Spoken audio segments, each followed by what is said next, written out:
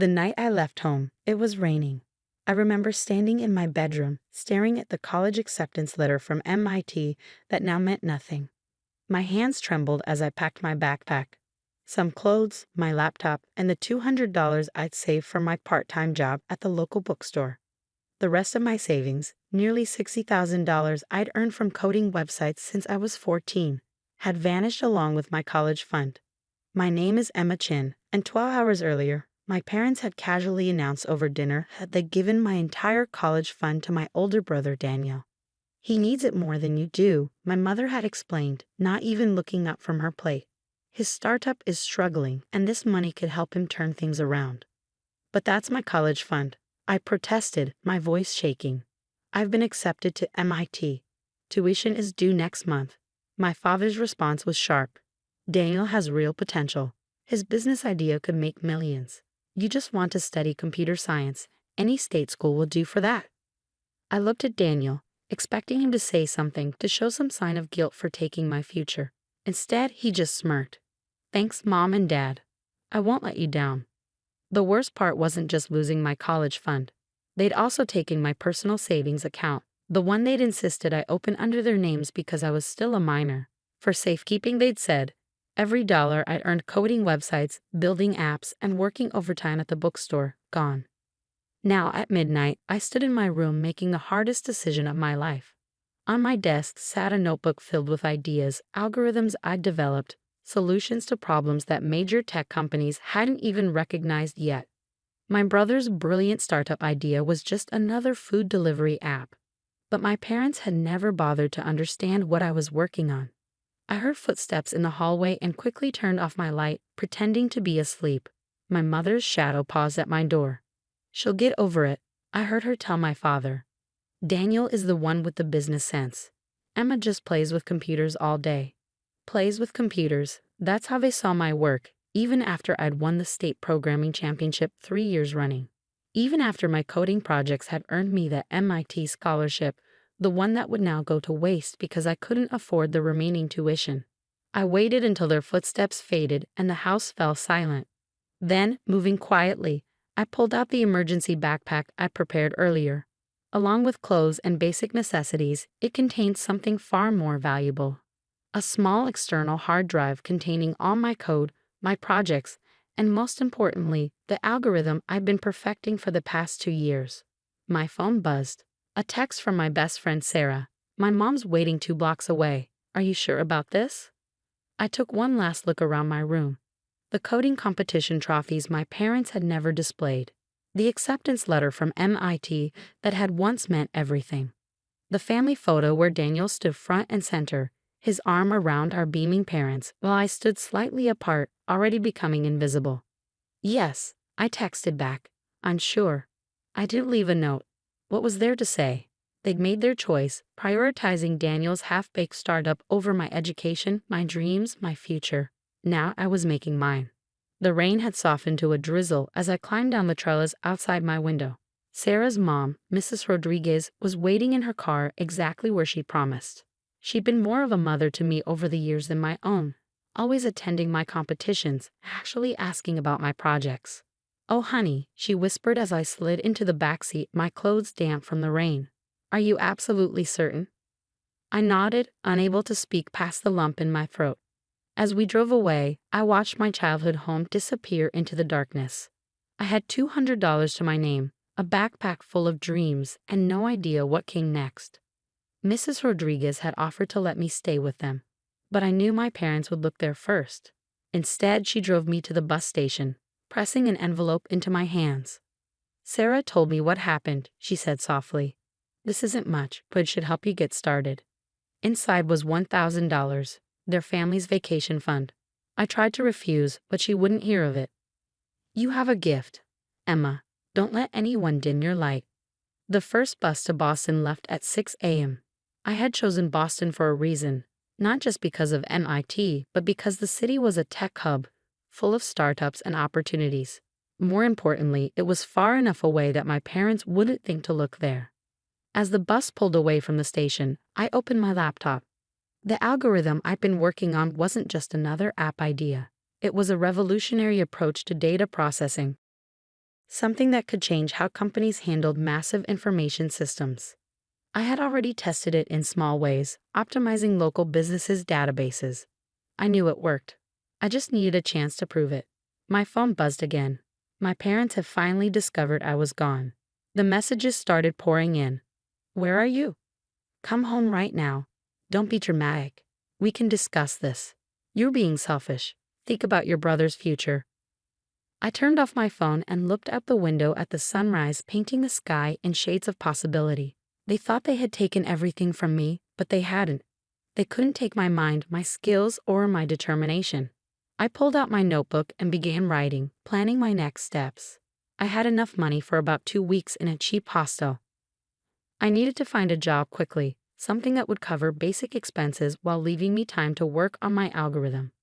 More importantly, I needed to find a way to prove that my parents' lack of faith in me was their biggest mistake. The boy sitting next to me glanced at my notebook, filled with lines of code and complex diagrams. "That looks intense," he commented. "Are you a programmer?" I smiled, thinking of my mother's dismissive words. "No," I replied. "I'm a future CEO, I just don't know it yet." 10 years is a long time to live with anger, but success is the best revenge. I sat in my corner office on the 47th floor of our company headquarters, staring at the email that had just arrived. Forbes wanted to feature me on their cover. 30 Under 30 had been 2 years ago. This was the main magazine, and they wanted to tell my story. The irony wasn't lost on me. Below my window, I could see the building where I'd spent my first 3 months in Boston, working as a night janitor.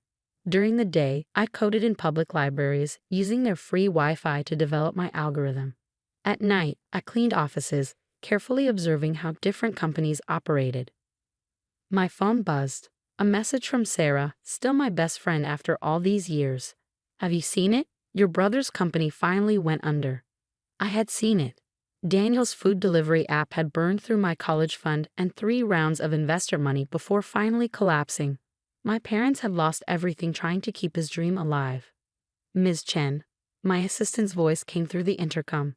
"The board meeting starts in 10 minutes. I gathered my materials, smoothing my designer suit, a far cry from the second-hand clothes I'd worn during those early days in Boston. The memory of my first big break was still vivid in my mind. It had happened during my 3rd month as a janitor. I was cleaning the offices of a mid-sized tech company when I noticed their system had crashed. Their entire team was working late, panicking over lost data and corrupted databases. I still don't know what gave me the courage, but I walked straight up to their director and said, "I can fix this." He had laughed at first, this janitor in a worn uniform claiming she could solve what his entire team couldn't. But desperation made him willing to try anything. 3 hours later, their systems were running faster than ever. My algorithm didn't just recover their data, it revolutionized how their entire system processed information. By morning, I had a job offer as their lead systems architect. Within 6 months, I had patented my algorithm. A year later, I founded my own company, Nova Tech Solutions. The boardroom fell silent as I entered.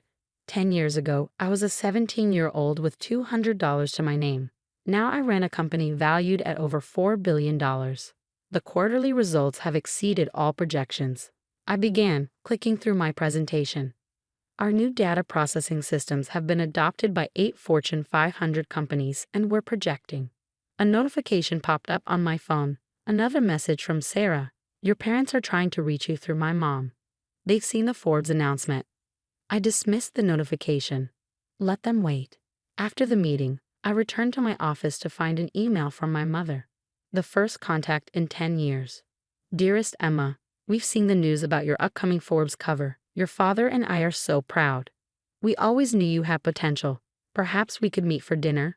There's so much to discuss, especially given your brother's recent setbacks." I deleted the email without replying. Through Sarah, I'd heard enough about their lives over the years. How they remortgaged their house to fund Daniel's failing company. How they bragged about his certain success right up until the end. My assistant knocked on my door. "The Forbes photographer is here for the cover shoot." I smiled. "Send them in. And Clara, after this, please clear my schedule. I want to visit someone."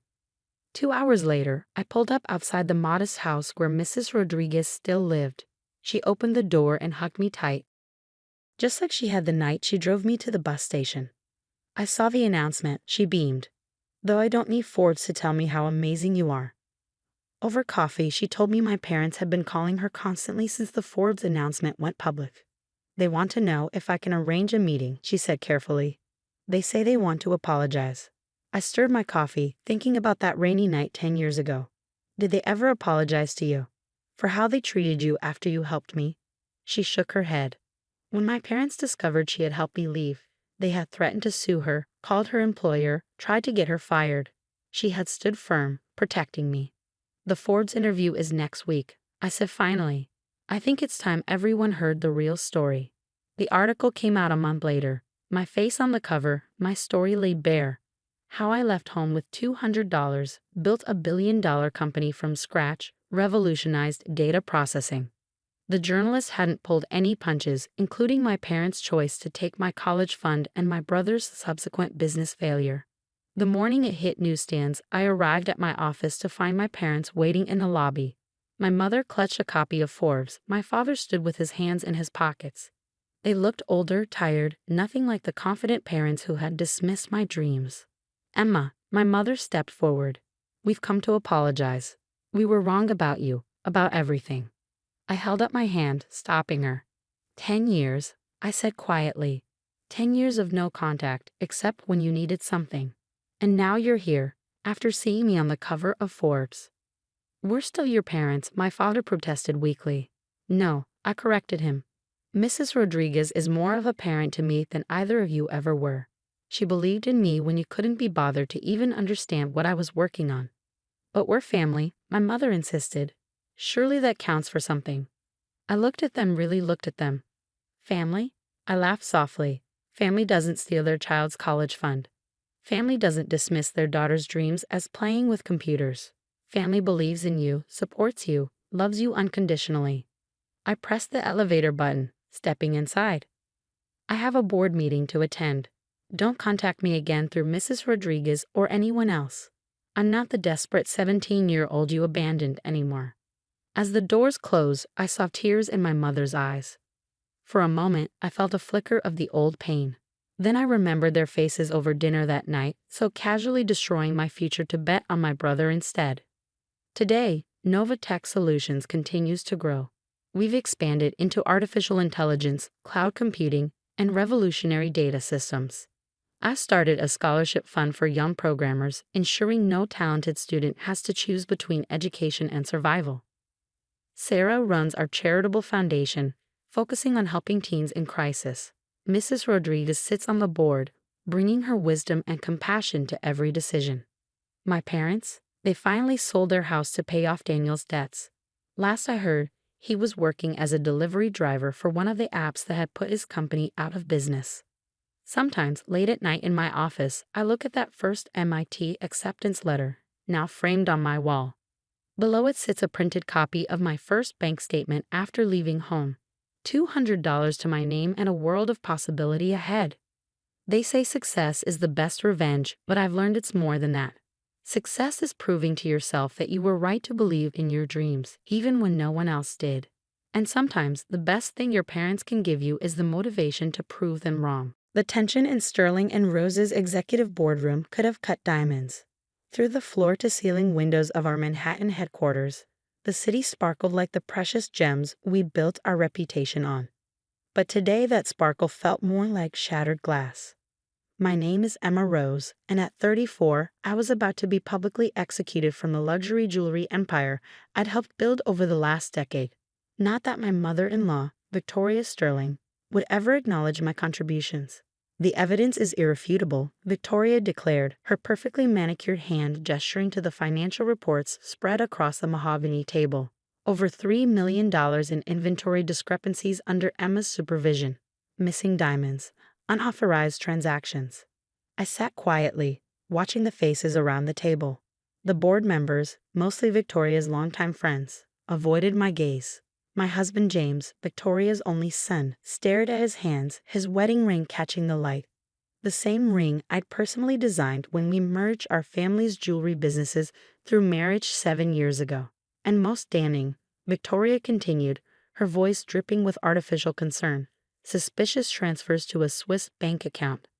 I thought about the real documentation hidden in my personal safe, the actual transaction records, the evidence I'd spent months collecting. Victoria had no idea that her own greed had laid the perfect trap. Do you have anything to say in your defense? Robert Phillips, our CFO and Victoria's closest ally, asked with barely concealed satisfaction. I opened my laptop pretending to review the doctored reports they presented. In reality, I was sending a pre-written email to Marcus Chen at Deloitte's Forensic Accounting Division, the one who'd been quietly building a case for the past 6 months. Only that it seems you've made up your minds, I replied calmly. Though I'm curious about one thing. Have you shared these findings with our partners at the Swiss National Bank? Victoria's perfectly Botox forehead creased slightly. That's not necessary. This is a family matter. Of course it was. Because the Swiss National Bank's scheduled audit would reveal something very different from Victoria's carefully crafted narrative. The vote will now commence, Robert announced. As per company bylaws, a 2/3 majority is required to remove an executive officer. I watched as hands raised around the table, remembering my father's words when I first joined the jewelry business. In this industry, trust isn't just about relationships, it's about documentation. Every diamond, every transaction, every decision leaves a trail. With 11 votes in favor and 1 abstention, Robert declared, glancing at James, Emma Rose is hereby terminated from her position as Chief Operating Officer of Sterling & Rose, effective immediately. Victoria didn't even try to hide her triumph. Security will escort you out. And don't think about taking anything. All your files are now company property. I gathered my belongings with deliberate calm. They were so focused on their victory, they hadn't noticed what I hadn't brought to the meeting. No external drives. No documents. Nothing that would alert them to what was coming. One small detail, I said, pausing at the door. The quarterly audit from the Swiss National Bank is scheduled for Monday. I usually handle those. We're quite capable of managing our own affairs, Victoria snapped. I nodded, thinking of the evidence safely stored with 3 different law firms. Of course. Though you might want to review the Antwerp diamond shipments from last quarter, particularly the ones that never quite made it to our inventory. Victoria's face remained impassive, but her fingers tightened on her Hermes scarf. Are you threatening me? Not at all. Just looking out for the family business. One last time. The elevator ride to my office felt like descending through the stages of grief, except I wasn't grieving. Every step had been calculated, every reaction anticipated. My phone buzzed, Marcus confirming receipt of my signal. Teams ready in Zurich, Antwerp, and New York, waiting for your green light. I looked around my office at the awards Sterling & Rose had won under my leadership. Best Innovation in Jewelry Design. Excellence in Corporate Governance, Industry Leader in Ethical Sourcing. Victoria had accepted every award herself, of course. Another message, this one from Diana Wong, our head of design. All files secured. Original documentation safe. The team stands with you. Victoria had never understood why I spent so much time with our designers and craftspeople, learning their processes, earning their trust. She called it getting your hands dirty. I called it building loyalty. A final message went out to 20 different recipients across 3 continents, key people in our supply chain who knew the truth about Victoria's cost-saving measures. Execute Protocol Diamond. Within hours, secured servers would receive encrypted files. Security cameras would preserve unedited footage. Most importantly, every fraudulent transaction, every manipulated inventory record, every hidden account would be exposed. As I walked past our flagship store's window displays, I paused to admire the Legacy Collection, my final design series for Sterling & Rose. Each piece told a story of heritage and tradition. Victoria had tried to cut corners even there, substituting lower-grade diamonds, but I caught it in time. James called as I reached my car. Emma, I'm sorry. I should have. Save it, I interrupted quietly. Just make sure you're in the office on Monday. You'll want to see this. See what? Emma, what are you planning? Ask your mother about the Antwerp shipments. Ask her about the real reason we switched suppliers. Better yet, ask her about account number 2,547,839 at Credit Suisse. Silence. Then, what have you done? Nothing yet. But Monday's going to be very interesting. As I drove home, I thought about my father's other piece of advice. In the jewelry business, reputation is everything. Once lost, no amount of diamonds can buy it back. Victoria thought she orchestrated the perfect coup, but she'd forgotten something crucial about family businesses. Sometimes the most dangerous person is the one who knows where all the real jewels are buried.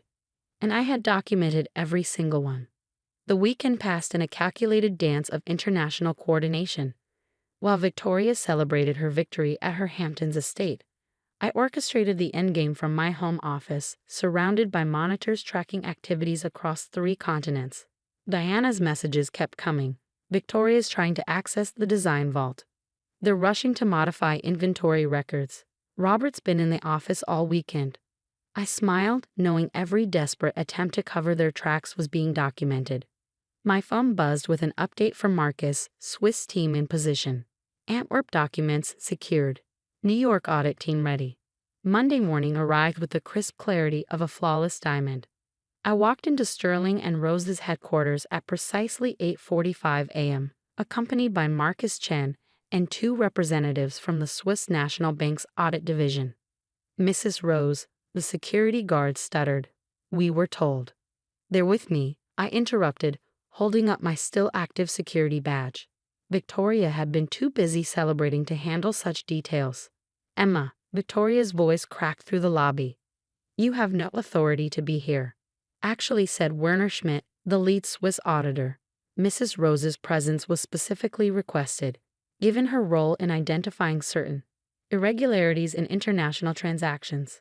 Victoria's perfectly composed face flickered. Behind her, Robert Phillips appeared, looking like he hadn't slept in days.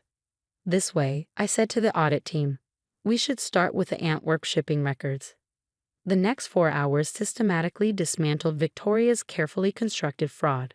The missing diamonds hadn't disappeared under my supervision. They'd been deliberately misdirected through a complex network of shell companies, all leading back to private accounts controlled by Victoria and Robert. "The scale of the fraud is remarkable," Marcus commented, reviewing transaction records. "Over $50 million in diamonds diverted over the past 3 years, premium stones replaced with lower-grade substitutes, false certification documents." "That's absurd," Victoria declared, but her hand trembled as she reached for her water glass. "These records are clearly fabricated." "Actually," Werner interrupted, "these records match perfectly with our banking documentation. Particularly interesting is account number 2,547,839 at Credit Suisse. Would you care to explain the deposits?" James burst into the conference room, his face ashen. "Mother, what have you done?" I opened my laptop, displaying the evidence I gathered. "Your mother found a clever way to increase profits. Premium diamonds would be ordered and paid for, but cheaper substitutes would be used in our pieces. The real diamonds would be resold through unofficial channels, with the profits going to private accounts." "You can't prove," Robert began. "Can I?" I pulled up more documents. Every substitution was documented by our quality control team. Every diverted shipment tracked. Every false certification recorded. I even have footage from our workshop security cameras showing the substitutions taking place. Deanna entered with another stack of evidence. "The design team kept our own records," she said. "We knew something was wrong when the diamonds didn't match our specifications." Victoria's composure finally cracked. "You planned this. All of it." "No, Victoria, you planned this. I just made sure there was a record of everything you did. Every decision that put profit above integrity. Every action that risked our company's reputation." "The company is mine," she snarled. "I built this empire." "Actually," Marcus interjected, "according to these ownership documents, it's a publicly traded company with strict corporate governance requirements. Requirements that have been severely violated." The next few hours brought waves of revelations. The Swiss National Bank froze multiple accounts. Interpol was notified of the international fraud aspects. The board was hastily reconvened. "The situation is unprecedented," our corporate counsel explained to the stunned board members. "The evidence of fraud is overwhelming. The company's reputation can be salvaged," I interrupted, "but only with immediate action and complete transparency." Victoria and Robert were suspended pending criminal investigation. The board, facing potential liability themselves, voted unanimously to reinstate me as COO with expanded powers to implement reforms. James found me in my office later that evening. "You knew," he said quietly. "For how long?" "I suspected when she started changing suppliers without justification. I knew for certain when Diana showed me the diamond substitution records." I paused. "The only question was whether you were involved." He shook his head. "I trusted her. We all did." "Trust without verification is just willful blindness," I replied, quoting my father again. The next months were intense. We implemented new authentication protocols throughout our supply chain. Every diamond was independently certified, every transaction transparently documented. Diana's design team was empowered to maintain strict quality standards. The press coverage evolved from scandal to redemption story. "Sterling and Rose emerges stronger after fraud discovery," read one headline. "Ethical luxury. How one executive saved a jewelry empire," said another. 6 months later, I stood in our main workshop, watching our artisans at work. The legacy collection had been completely remade, this time with the premium diamonds it deserved. "Just like your father would have wanted," Diana said, admiring a particularly intricate piece. Our stock price had initially plunged but recovered as confidence in our new transparency measures grew. More importantly, we were creating pieces we could be proud of again. Last week, a young jewelry designer asked me how to maintain integrity in an industry built on trust. "Remember," I told her, sharing my father's wisdom, "every diamond tells two stories, its own and the story of how it was handled. Make sure both stories can bear scrutiny." Victoria and Robert eventually pleaded guilty to multiple fraud charges. James filed for divorce, unable to reconcile with his mother's betrayal. The Hamptons estate was sold to help pay restitution. As I write this from my office overlooking Fifth Avenue, I can see customers in our flagship store, trusting us once again with their most precious moments. Each piece that leaves our workshops now carries a unique blockchain verification code. My innovation to ensure this never happens again. Sterling and Rose continues to grow, but now with transparency at its core. Because as my father always said, in jewelry, like in life, true value isn't just about what sparkles on the surface, it's about integrity all the way through. Every morning, before the store opens, I inspect our latest pieces just like my father taught me, checking quality, verifying authenticity, ensuring every diamond tells a story we can be proud of. Because sometimes protecting a legacy means being willing to shatter the beautiful illusion to expose the truth beneath. In our case, it wasn't just about jewelry, it was about proving that integrity, once lost, can be restored, but only through unwavering commitment to the truth. The company shines brighter now, but with a different kind of sparkle. Not the false glitter of fraud and deception, but the true brilliance of authentic quality and transparent dealing. And in the end, that authenticity, just like the finest diamond, is both rarer and more valuable than any counterfeit could ever be. "I think we both know this isn't working anymore," David said, not even looking up from his phone as he delivered the words that would shatter our 15-year marriage. I stood in our kitchen, my kitchen, the one I designed myself when we renovated last year, gripping the counter to stay upright. "Because of her?" He finally looked up, his expression a practiced mask of false sympathy. "Amanda and I. It just happened, Elizabeth. These things happen. These things happen." As if falling in love with your 25-year-old secretary was as inevitable as rain or taxes. As if throwing away 15 years of marriage was as simple as missing a lunch meeting. "How long?" My voice sounded strange to my own ears, distant and hollow. "Does it matter?" "It matters to me." He sighed, the same exasperated sigh he used when explaining simple concepts to people he considered beneath him. 6 months, but it's not about the time, Elizabeth. Amanda and I, we connect on a different level. She understands me. I almost laughed. Amanda understood him. Amanda, who'd been his secretary for barely a year. I'd supported him through law school, working 2 jobs so he could focus on his studies. I'd helped him build his law practice from nothing, spending countless nights reviewing contracts and organizing client files. "She's half your age," I said quietly. "Age is just a number." He stood up, straightening his designer tie, the one I'd given him for his last birthday. "I've already talked to Kyle about the divorce. He'll have papers drawn up by Monday." "Kyle?" his best friend, and the firm's top divorce attorney.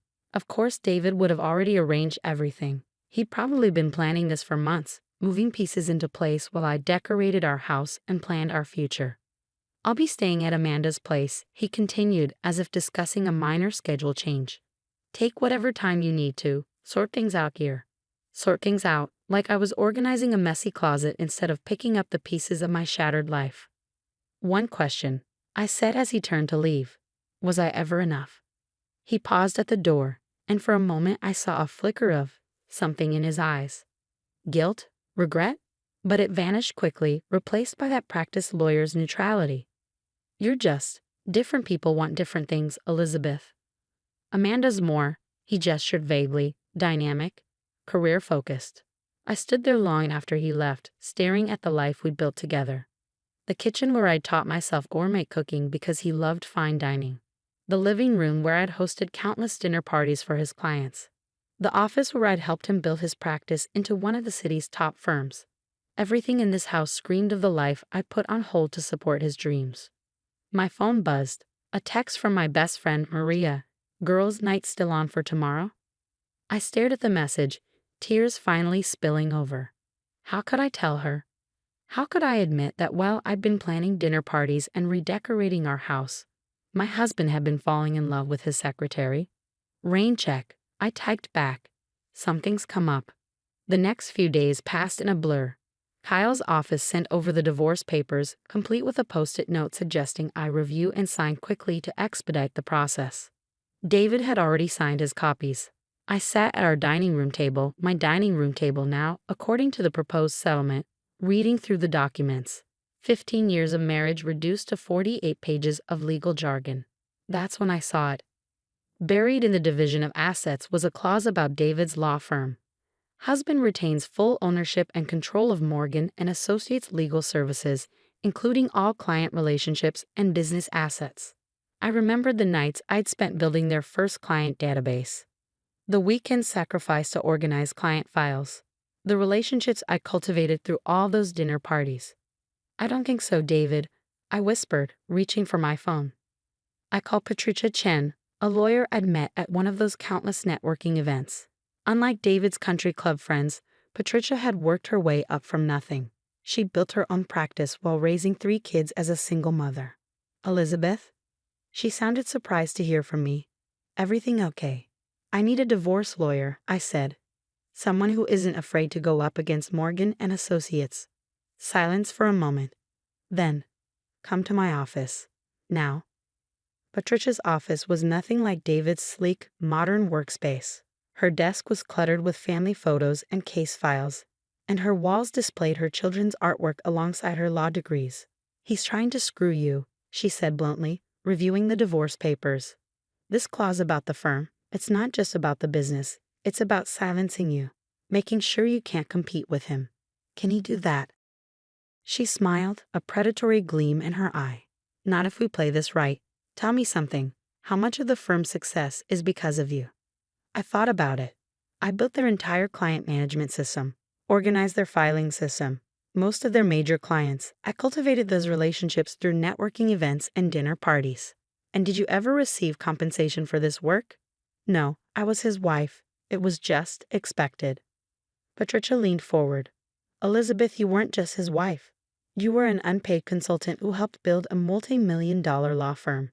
And now we're going to make him pay for that. The legal battle that followed was brutal.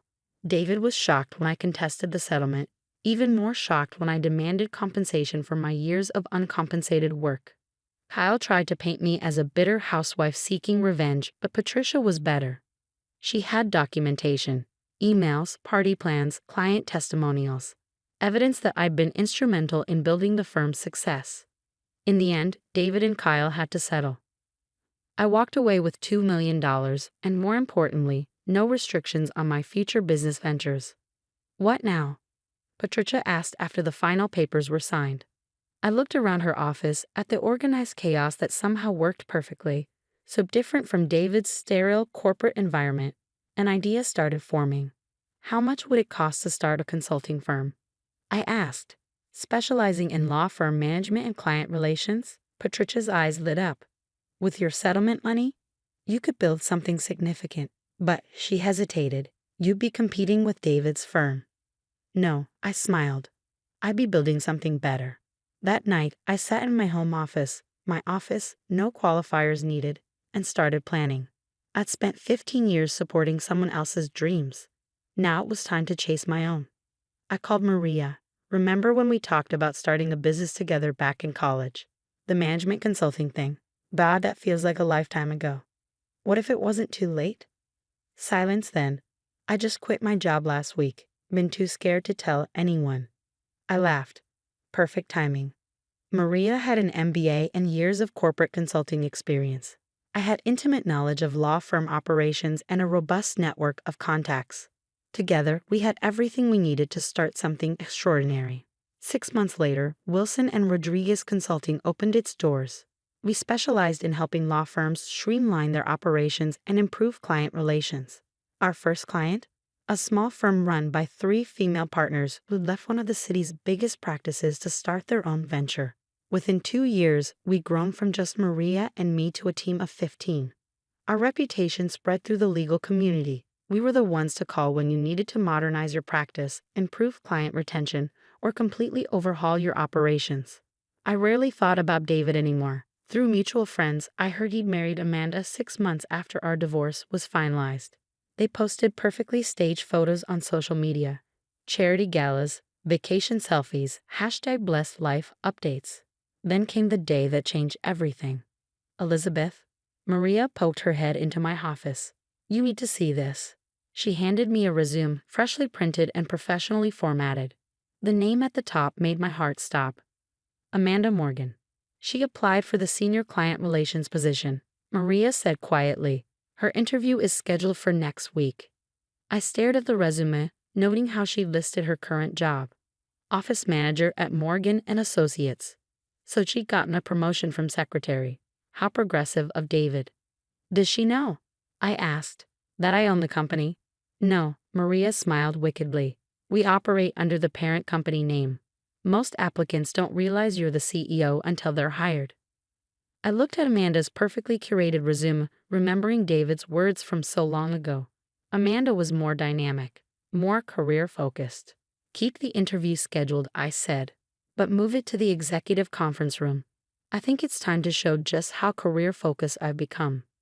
The morning of Amanda's interview, I arrived at the office early. Our headquarters now occupied 3 floors of a downtown high-rise. A far cry from the small office we'd started in 5 years ago. Everything's ready, Maria announced, walking into my office with 2 coffee cups. The executive conference room is set up. Amanda Morgan's scheduled for 10 a.m. I took the coffee she offered, inhaling the familiar aroma. How many interviews has she gone through so far? 3. First with HR, then with the department head, finally with our senior team. Everyone says she's qualified, but Maria hesitated. But there's something off. She's polished, professional, but there's this undertone of entitlement. Like she expects special treatment. I smiled grimly. Interesting. Did she mention her connection to Morgan & Associates? Only that she's their office manager. No mention of being married to the owner. I checked my watch. 9:45 a.m. time to prepare for our meeting. The executive conference room was our most impressive space. Floor-to-ceiling windows offering spectacular city views, a massive mahogany table, and state-of-the-art technology built into every surface. We usually reserved it for major client meetings. I settled into my chair at the head of the table, reviewing Amanda's file one last time. 10 years had clearly been good to her career. She'd risen from secretary to office manager, earned a business degree through night classes, built an impressive resume. At exactly 10 a.m., my assistant's voice came through the intercom. Ms. Morgan is here for her interview. Send her in. The door opened and Amanda walked in confidently, dressed in an expensive suit that probably cost more than my first car. She looked older than I remembered. No longer the wide-eyed secretary in her 20s, but a polished professional in her mid-30s.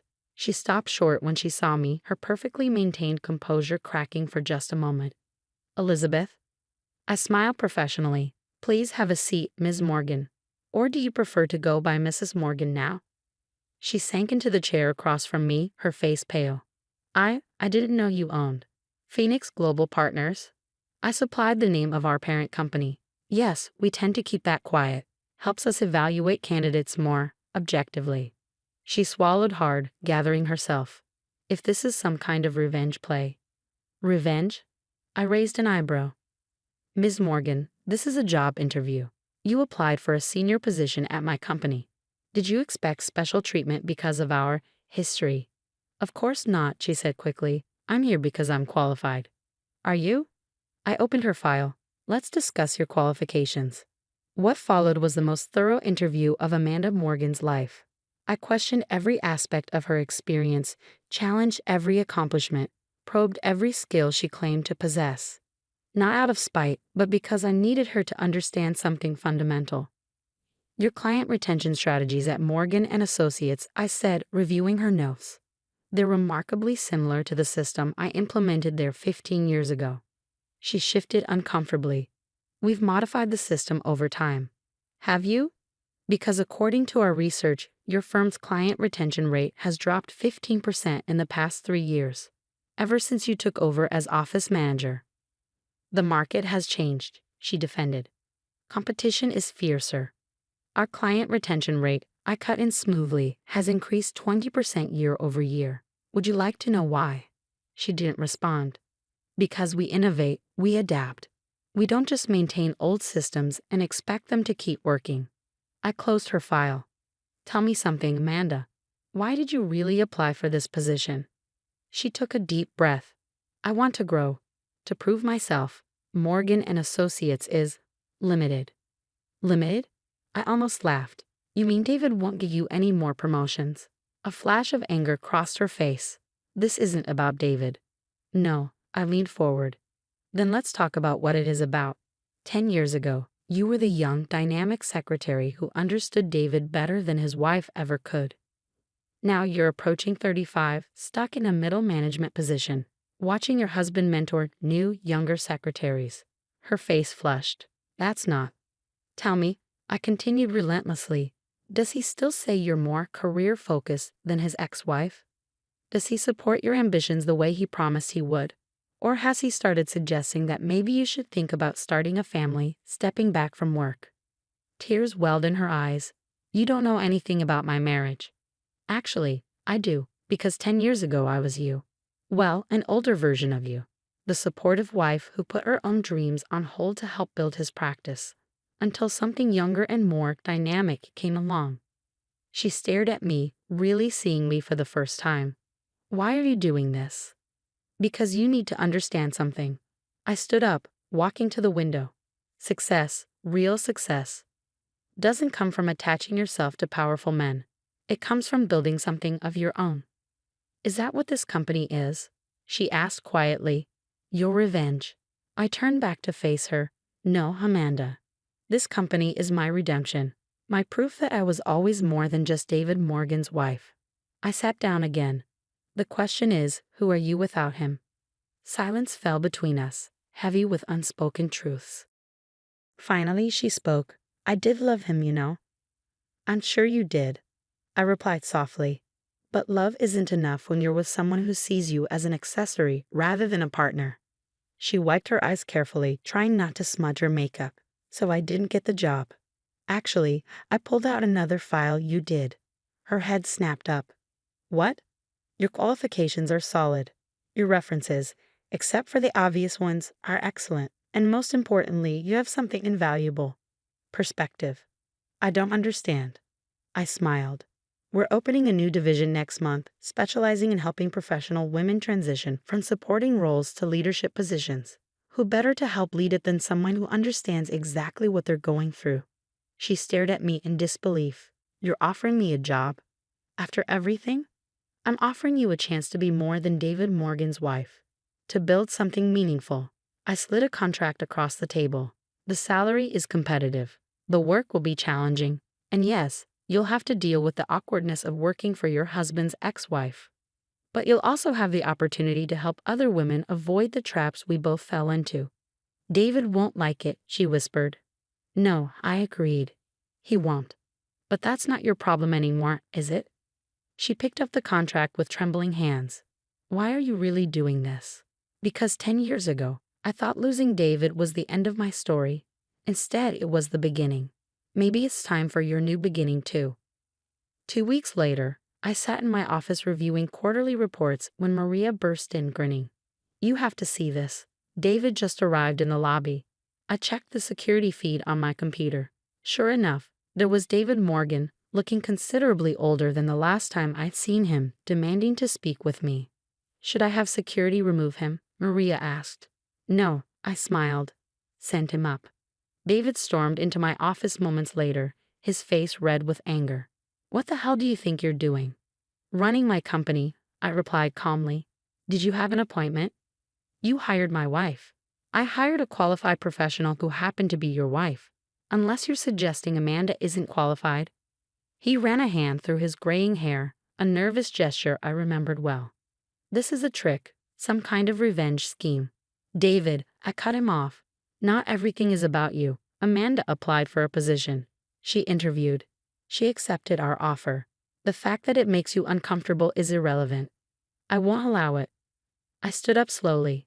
Allow it? She's your wife, David, not your property. Just like I wasn't your property 10 years ago. This is different.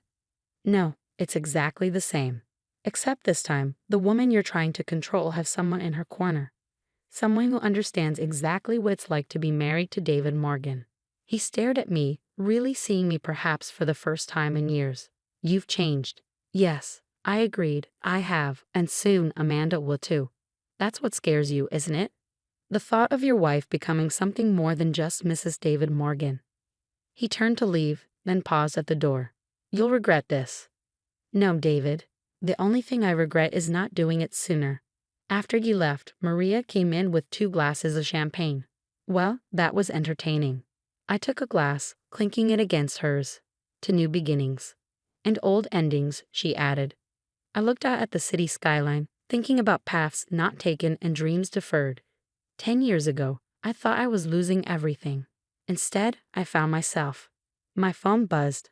A text from Amanda. David just left. He's furious. Thank you for not backing down. I typed back, welcome to the first day of your real career. Later that evening, as I prepared to leave the office, I passed the photos hanging in our reception area. Our team, our achievements, our growth over the years. Each one told a story of someone who'd chosen to become more than what others expected of them. Tomorrow, we'd start helping another woman write her own story. And somewhere in the city, David Morgan would finally understand what he'd lost all those years ago. Not just a wife, but a woman who was always destined to become so much more. In Chinatown, they say the oldest restaurants hold the deepest secrets. My grandfather's Golden Dragon restaurant had been serving dim sum since 1946, and its biggest secret was about to turn my mother-in-law's real estate empire upside down.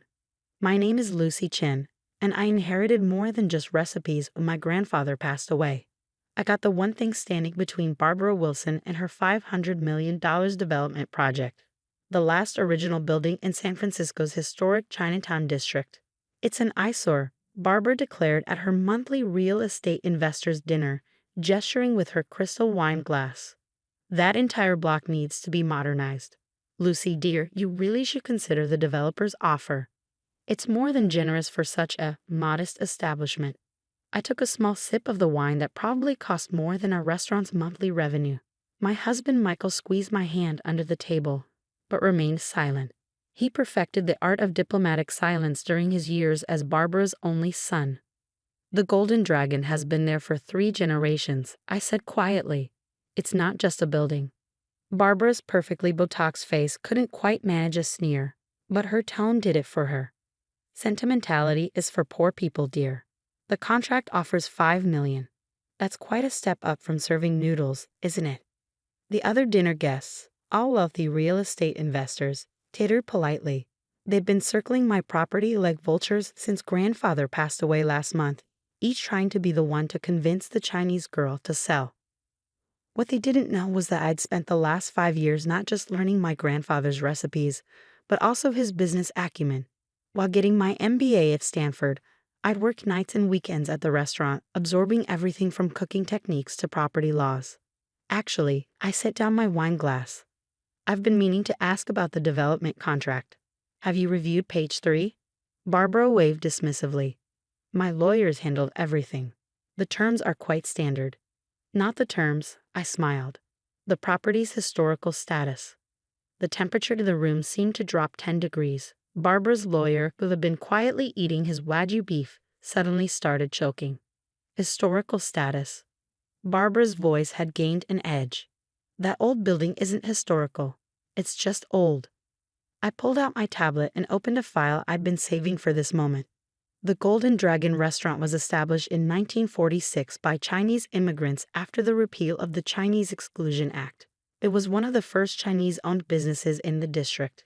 The building itself dates back to 1908. I paused for effect. As of last week, it's officially listed on the National Register of Historic Places. The lawyer was now frantically paging through his copy of the contract. That's impossible, Barbara snapped. The paperwork for historical registration takes years. 5 years, I agreed. Which is exactly how long ago grandfather started the process. He knew developers would come after the property eventually. He just wanted to make sure it was protected. She's right, the lawyer finally spoke, his face pale. The property has full historical landmark protection. Any development would need to preserve the original structure and cultural significance. Barbara's face had gone from professionally smooth to rigid with fury. You planned this, all these years, playing the humble restaurant owner's granddaughter. While getting my MBA and studying real estate law, I finished for her. Yes, because some things are worth protecting. The contract, she began, is worthless, I cut in. You can't demolish a historical landmark. And since the Golden Dragon is the last original building in the district, its status affects the entire block's development potential. Michael finally found his voice. Mother, did you already sign agreements with the other property owners? Barbara's silence was answer enough. Meaning, I continued, that your $500 million modern shopping complex can't be built as planned. At least not without preserving and incorporating a 1908 Chinese restaurant. The room erupted into chaos. Investors pulled out phones, lawyers were summoned, threats were made. Through it all, Barbara stared at me with a mixture of fury and dawning respect. Name your price, she finally said. It's not for sale. At any price. Everyone has a price. I thought about my grandfather, who had built the Golden Dragon with savings from years of working as a dishwasher. About the generations of families who had celebrated birthdays, weddings, and New Year's in our dining room. About the history those walls had witnessed. Some legacies are worth more than money, I said, standing up. By the way, your char siu is overcooked. If you'd like to learn how to make it properly, the Golden Dragon offers cooking classes every Sunday. As Michael and I drove home that night, he was unusually quiet. Are you angry? I asked. About me not telling you? He shook his head. I'm angry I never stood up to her the way you just did. All these years of her steamrolling over people, treating history like an inconvenience. It's not too late to make a change. He glanced at me. What do you mean? I smiled, thinking of the business plan I've been developing. How do you feel about helping me modernize the Golden Dragon? Not by tearing it down, but by building it up, keeping the history while bringing it into the future. The next morning would bring changes that would reshape not just the restaurant, but the entire neighborhood. Barbara's development plans would need to be completely reimagined, and she was about to learn that sometimes the most valuable properties are the ones money can't buy. The morning after the dinner party bombshell, I arrived at the Golden Dragon to find TV crews already setting up outside. Historic Chinatown restaurant halts major development, read the scrolling news ticker. My phone had 47 missed calls, half from reporters, half from real estate agents offering to negotiate on Barbara's behalf. Inside, the morning prep crew was working as usual. The rhythmic sound of cleavers on cutting boards, the sizzle of woks being seasoned, the hiss of steamers. Some things hadn't changed since my grandfather's time. Ms. Lucy, our head chef, Uncle Juan called out, not my real uncle. But he'd worked with grandfather for 30 years. Channel 5 wants to film our dim sum prep. Good publicity? Yes. I smiled, thinking of Barbara watching the morning news. Yes, very good publicity. Show them how we make the hargao, grandfather's special pleating technique. The story was quickly becoming bigger than just one restaurant. Preservationists hailed the Golden Dragon as a victory for cultural heritage. Real estate blogs dissected Barbara's failed development plan. Local politicians rushed to be photographed eating dim sum in our dining room. "Your mother's online too," my assistant reported. "She says it's urgent." I took the call in my grandfather's old office, now mine. The walls were still lined with his collection of Chinese opera masks, beautiful theatrical faces that had watched over 3 generations of our family. "The Historical Society wants to do a feature on the restaurant," Mom said without preamble. They found grandfather's old photos, the original business license, everything. "What of the other thing?" I asked. "Did you find it?" "Yes," she paused. "Are you sure about this, Lucy? Once you open that door." "It's time," I said firmly. "Grandfather kept this secret for decades. Now it can help save more than just our restaurant." The door opened and Michael walked in, looking apologetic. "Mother's called an emergency board meeting. She wants to discuss alternative development strategies." I checked my watch. Perfect timing. "Tell her I'll be there," I said. "I have something she needs to see." Barbara had assembled her entire real estate empire in the Wilson Development Group's sleek conference room. Lawyers, architects, investors, all looking somewhat shell-shocked after yesterday's revelation. "Lucy," Barbara's greeting was arctic. "How kind of you to join us. We're discussing ways to preserve your historical landmark while still moving forward with necessary neighborhood improvements." I set my grandfather's old leather briefcase on the table. "Before we discuss that, there's something you should know about the other buildings in the block." "We already own those properties," Barbara snapped. "All legally purchased." "Yes," I agreed. "But did you research their history? Their original owners?" The room grew very quiet. I opened the briefcase and withdrew a stack of yellowed documents. In 1943, when the Chinese Exclusion Act was still in effect, Chinese immigrants couldn't legally own property. They had to find creative solutions. Barbara's lawyer leaned forward. "What kind of solutions?" "American citizens they trusted would buy properties on their behalf, holding them in secret trust for the real owners." I spread out the documents. My grandfather wasn't just a restaurant owner. He was the community record keeper. He documented every property, every true owner, every transaction. The implications hit the room like a thunderbolt. Barbara went rigid. "Are you suggesting?"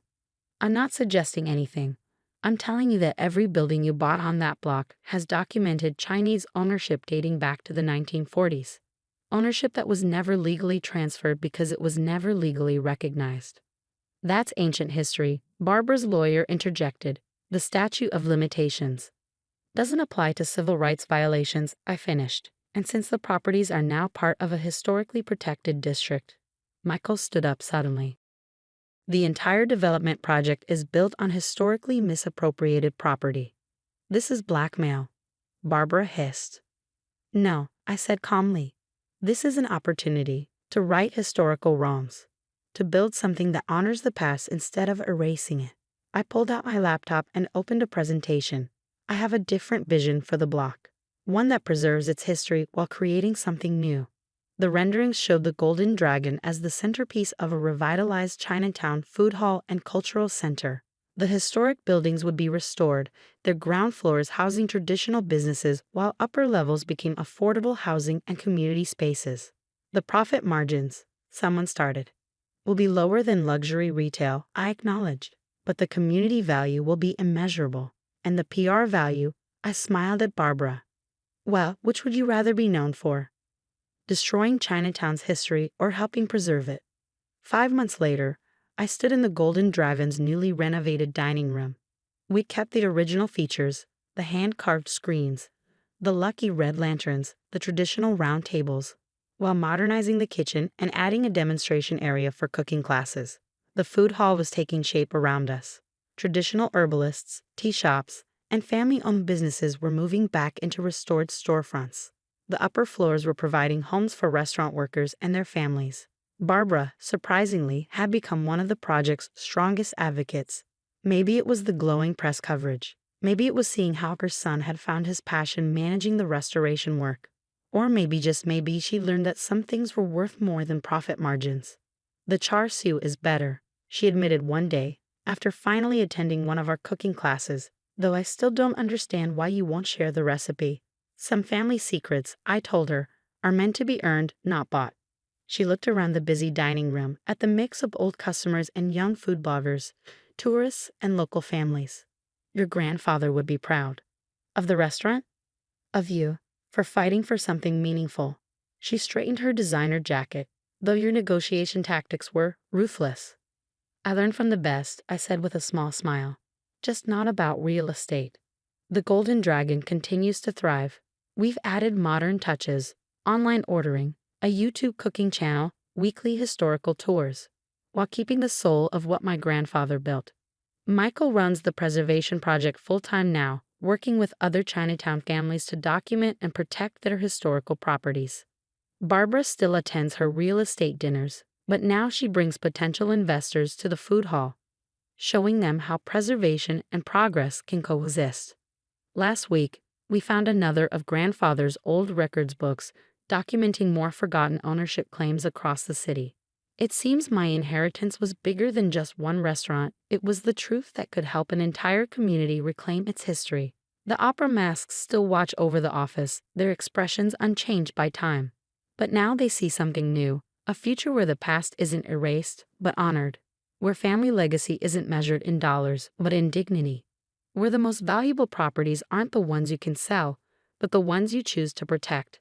And as for that secret char siu recipe, it's still secret, but now Barbara comes to cooking class every Sunday, slowly earning the right to learn it, one properly pleated dumpling at a time.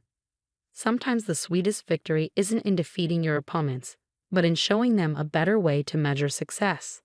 And sometimes the most valuable inheritance isn't what's written in a will, but what's written in the heart of a community. The Golden Dragon remains what it has always been, a keeper of secrets, a preserver of history, and a reminder that some things are worth far more than their price tag.